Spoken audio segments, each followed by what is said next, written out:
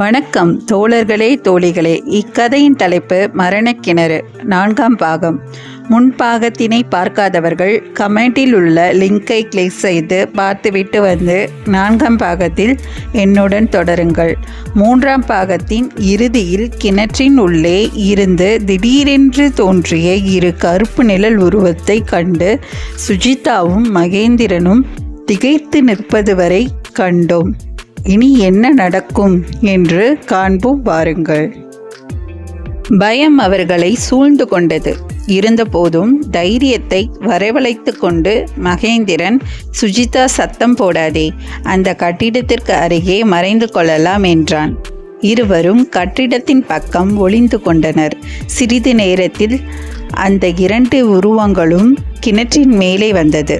இருள் சூழ்ந்த அவ்விரவில் அந்த இரு உருவங்கள் யார் என்பதை அறிய முடியவில்லை.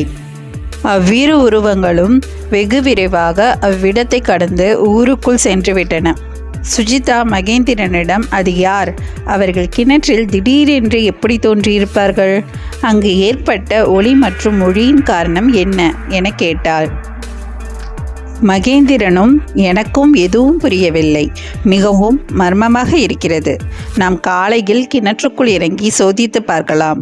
வெகு நேரம் சென்றுவிட்டது, விடுவதற்குள் நாம் வீட்டிற்கு சென்று விடலாம் என மகேந்திரன் கூறியதை ஆமோதித்தாள் சுஜிதா.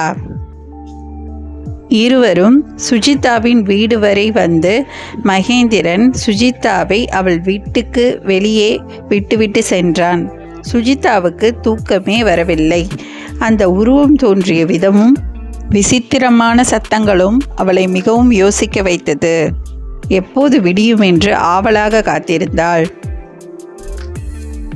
காலை சூரியன் மெல்ல மலர்ந்தது வானில். மிக விரைவாக தயாராகி மகேந்திரனை காண சுஜிதா ஆயத்தமானாள்.